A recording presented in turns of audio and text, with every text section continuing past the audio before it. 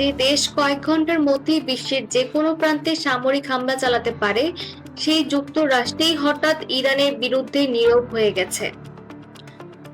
New York টাইমসের এক প্রতিবেদনে উঠে এসেছে এক বিস্ময়কর দাবি। যুক্তরাষ্ট্রের গুরুত্বপূর্ণ প্রতিরক্ষা ক্ষেপণাস্ত্রের মজুদ উদ্বেগজনকভাবে কমে আসছে। তাহলে কি বিশ্বের সবচেয়ে শক্তিশালী সামরিক শক্তিও এখন হিসাব করে যুদ্ধ করতে বাধ্য হচ্ছে?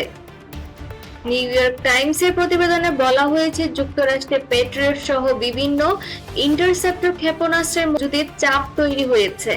প্রতিবেদন অনুযায়ী এই পরিস্থিতিতে মধ্যপ্রাচ্যে নতুন সামরিক অভিযান নিয়েও আরো সতর্ক অবস্থান নেওয়া হয়েছে। অন্যদিকে এক্সিওস জানিয়েছে, ট্রাম্প প্রশাসন কূটনৈতিক প্রচেষ্টাও জোরদার করছে। কিন্তু এই সিদ্ধান্তের পেছনে আসলে কারণ কি? প্যাট্রিয়ট ক্ষেপণাস্ত্র কোনো সাধারণ অস্ত্র নয়। এগুলো শত্রুর ব্যালিস্টিক ক্ষেপণাস্ত্র ড্রোনকে আকাশে ধ্বংস করার জন্য ব্যবহৃত হয়। একটি ইন্টারসেপ্টর তৈরি করতে সময় লাগে, প্রয়োজন উন্নত প্রযুক্তি, প্রয়োজন জটিল উৎপাদন ব্যবস্থা। এখন প্রশ্ন হলো, গত কয়েক বছর ধরে যুক্তরাষ্ট্রের কোথাও কোথাও এই প্রতিরক্ষা ব্যবস্থা ব্যবহার করছে। ইউক্রেনের সহায়তায়, মধ্যপ্রাচ্যে মার্কিন ঘাঁটির নিরাপত্তায়, ইসরায়েলের প্রতিরক্ষা সহযোগিতা, লাল সাগরের হুমকি মোকাবেলায়।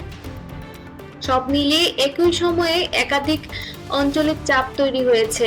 এই কারণেই কিছু বিশ্লেষক মনে করছেন, যুক্তরাষ্ট্রের এখন প্রতিটি সামরিক সিদ্ধান্ত অনেক বেশি হিসাব করে নিতে হচ্ছে। কিন্তু এখানেই সবচেয়ে গুরুত্বপূর্ণ বিষয়টি রয়েছে।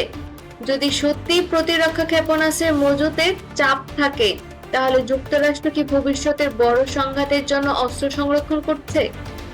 মধ্যপ্রাচ্য এখনো বিস্ফোরণের অপেক্ষায় থাকা এক অঞ্চল। গাজা সংঘাত, ইরান ইসরায়েলের উত্তেজনা, ইয়েমেনে হুতি হামলা, সব মিলিয়ে যে কোনো মুহূর্তে পরিস্থিতি আরো জটিল হতে পারে। এই অবস্থায় যুক্তরাষ্ট্র যদি সামরিক অভিযান কমিয়ে দেয়, তাহলে ইরান কি বার্তা পাবে? আঞ্চলিক শক্তিগুলো কিভাবে নিজেদের কৌশল বদলাবে? এখন প্রশ্ন, আন্তর্জাতিক বিশ্লেষকদের আলোচনায় এই ঘটনা শুধু মধ্যপ্রাচ্যের নয়। যদি উত্তেজনা বাড়ে, তেলের দাম বাড়তে পারে, বিশ্বব্যাপী জ্বালানির বাজারেও অস্থিরতা দেখা দিতে পারে, পরিবহন ব্যয় বেড়ে যেতে পারে, বাংলাদেশ সহ আমদানি নির্ভর দেশগুলোর উপরও প্রভাব পড়তে পারে। এদিকে এক্সিওস বলছে, ট্রাম্প প্রশাসন সামরিক পদক্ষেপের পাশাপাশি কূটনৈতিক যোগাযোগও বাড়ানোর চেষ্টা করছে।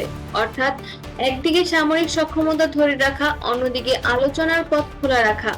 এটি হতে পারে একটি কৌশলগত সিদ্ধান্ত। তবে এই দাবিগুলো বিভিন্ন সংবাদ মাধ্যমের প্রতিবেদনের ভিত্তিতে এসেছে এবং ভবিষ্যতে সরকারি সিদ্ধান্ত পরিস্থিতি বদলে দিতে পারে। তাহলে প্রশ্ন একটাই, এটা কি শুধুই সামরিক বিরতি, নাকি বিশ্বের সবচেয়ে শক্তিশালী সামরিক শক্তিও এখন সীমিত সম্পদের বাস্তবতার বিবেচনায় সিদ্ধান্ত নিতে বাধ্য হচ্ছে?